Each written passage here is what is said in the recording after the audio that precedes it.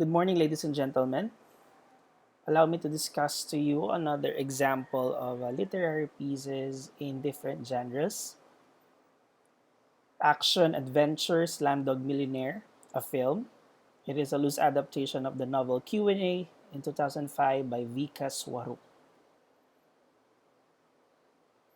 About the author, Vika Swarup was born in 1961. He is an Indian diplomat and a well-known writer. He is the current secretary at the Ministry of External Affairs in India and has previously served as a High Commissioner of India in Canada and has been the official spokesperson of the Ministry of External Affairs of India. He is the best known as the author of the novel Q&A, adapted in film as the Slumdog Millionaire, the winner of Best Film for the year 2009 at the Academy Awards, Golden Globe Awards, and BAFTA Awards. Swarup joined the Indian Foreign Service in 1986 and served in Turkey, the United States, Ethiopia, the United Kingdom, South Africa, and Japan in various Indian diplomatic missions. His other novels are Six Suspects and The Accidental Apprentice. In April 2015, he was appointed as the official spokesperson of the Ministry of External Affairs of India to head its public diplomacy divisions at New Delhi, succeeding Syed Akbaruddin. In December 2019, Swarup took charge as secretary in the Ministry of External Affairs, looking after relations with Europe, Central Asia, as well as the United Nations system. About the literary piece. Slumdog Millionaire is a 2008 British drama film that is loose adaptation of the novel Q&A in 2005 by Indian author Vika Swarup, telling the story of 18-year-old Jamal Malik from the Juhu slums of Mumbai. Starring Dev Patel as Jamal and filmed in India. The film was directed by Danny Boyle, written by Simon Bufoy, and produced by Christian Coulson, with Lovelyn Tandan credited as co-director. As a contestant on the Indian version of Who Wants to Be a Millionaire, Jamal surprises everyone by being able to answer every question correctly. Accused of cheating, Jamal recounts his life story to the police, illustrating how he is able to answer each question correctly. After its world premiere at the Telluride Film Festival and later screenings at the Toronto International Film Festival and the London Film Festival, Slumdog Millionaire had a nationwide release in the United Kingdom on January 9, 2009, in India on January 23, 2009, and in the United States on December 25, 2008. Regarded as a sleeper hit, Slumdog Millionaire was widely acclaimed, being praised for its plot, soundtrack, direction, and performances, especially Patel's.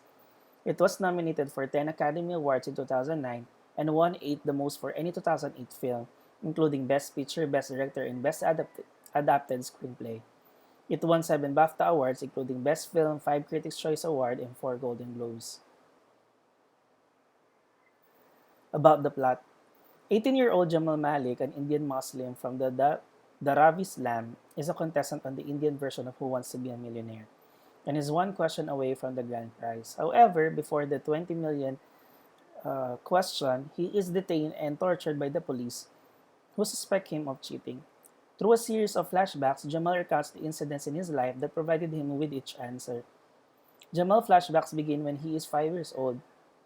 He manages to obtain the autograph of Bollywood star Amitabh Bachchan after jumping into an outhouse cesspit. Jamal's older brother Salim later sells the autograph. The incident is followed immediately by the death of the siblings' mother during the Bombay riots. As the brothers flee the riot, they meet Latika, a girl from their slum. Salim is reluctant to take her in, but Jamal suggests that she could be their third musketeer, a reference to the Alexandre Dumas novel The Three Musketeers. Although the brothers had read the novel in school, albeit not diligently, and referred to themselves as Athos and Porthos, it is revealed that they do not know the third musketeer's name. Yatika ultimately joins the group despite Salim's initial refusal. The three are found by Maman, a gangster who trains three children to become beggars. When Salim learns that Maman is blinding the children to make them more effective beggars, he escapes with Jamal and Latika to a departing train. The brothers successfully board the moving train, but Latika is unable to keep up. Salim grabs her hand but purposely lets go, leaving her to be recaptured by Maman. For the next few years, Salim and Jamal travel around on top of trains, making a living by selling goods, picking pockets, washing dishes, and pretending to be tour guides at the Taj Mahal. At Jamal's insistence, they return to Mumbai to find Latika, where they discover that she is being raised by Maman to be a prostitute. The brothers rescue her, shooting Maman dead in the process. Salim gets a job with Javed, a rival crime lord. Back at their room, Salim orders Jamal to leave him alone with Latika. When Jamal refuses, Salim draws a gun on him and Latika persuades Jamal to leave. Years later, Jamal, now a chaiwala in an Indian call center, searches the center's database for Salim and Latika. Although he fails to find Latika, he learns that Salim is a high-ranking lieutenant in Javed's crime organization. Jamal confronts Salim, who pleads for forgiveness and offers to let Jamal stay in his luxurious apartment. Jamal lies his way into Javed's residence in order to reunite with Latika. Although he professes his love for her, she tells him to forget about her. Despite the refusal, Jamal promises that he will wait for her every day at 5 o'clock at the VT station. Latika attempts to meet him there, but she is captured by Javed's men, led by Salim. Jamal loses contact with Latika. In a final attempt to reach her, he decides to become a contestant on Who Wants to Be a Millionaire because he knows she watches the show regularly. Jamal extremely successful on the show, answering every question correctly. He becomes popular across India, much to the dismay of the show's host, Prem Kumar. During a break, Kumar attempts to trick Jamal by feeding him the wrong answer to the penultimate question. When the question is asked, Jamal uses 50-50 line, leaving Kumar's answers and the correct answer. Jamal answers correctly, raising immediate suspicion that he is cheating. When the episode ends, Kumar leads Jamal out of the studio and he is forced into a police van. After an initial beating, the police inspector listens to Jamal's explanation of how he knew each answer, finding all the Jamal's stories bizarrely plausible. The officer allows him to return to the show. At Javed's safe house, Latika sees Jamal on the news. In an effort to make amends for his past behavior, Salim's, Salim gives Latika his mobile phone and car keys. He asks her to forgive him and tells her to find Jamal. Latika is fearful and reluctant but agrees and escapes. Salim fills a bathtub with money and sits in it, waiting for Javed and his men to realize that Latika is free. For the final question, Jamal is asked the name of the third musketeer. He smiles and laughs because he doesn't know, then uses phone of friend Lifeline to call Salim, because it is the only phone number that Jamal knows. Latika answers and tells Jamal that she is safe, although she does not know the answer to the question. Relieved, Jamal arbitrarily picks the first answer, Aramis. He is correct and wins a grand prize. Javed hears Latika on the show and realizes that Salim has betrayed him. He and his men break down the bathroom door. Salim kills Javed before he is shot and killed himself. Elsewhere, Jamal and Latika meet on the platform at the train station and kiss. The movie ends with a Bollywood-style musical number, Jai Ho.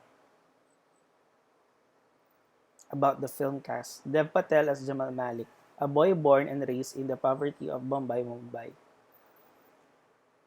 Freda Pinto as Latika, a girl from the streets who joins Jamal and Salim then disappears. Madhur Mittal as Salim K. Malik, Jamal's elder brother. Ani Kapoor as Prem Kumar, the game show host. About the academic criticism. The film has been subject to serious academic criticism.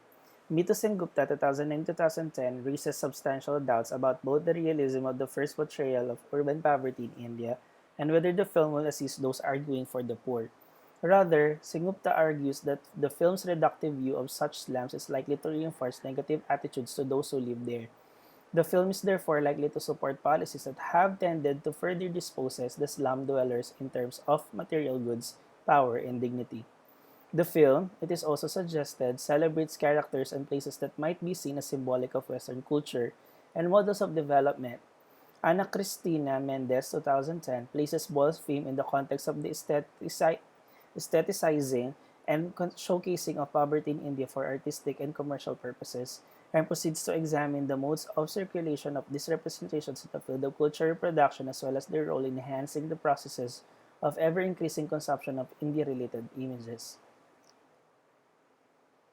However, There are others who point to the changing urban aspirations and prospects for mobility that can be seen in Indian cities such as Mumbai, in which the film is set. The film is seen by D. Parthasarathi in 2009 as reflecting a larger context of global cultural flows which implicates issues of labor's status, ascription achievement, and poverty in urban India. Parthasarathi in 2009 argues for a better understanding of issues of dignity of labor and that the film should be interpreted in a more nuanced way as reflecting the role of market forces in India's new service economy in transferring the caste and status determined opportunity structure in urban India. Academic criticism has also been extended to the underlying philosophy of the film, with its apparent ends justify means message. Many elements of the film, including the apparent redemption of Salim at the end of his life and the film's subjugation of the suffering of peripheral characters to the romantic aspirations of Jamal, are characteristics, say such critics, of a naive, providence based vision of reality. That's all. Thank you.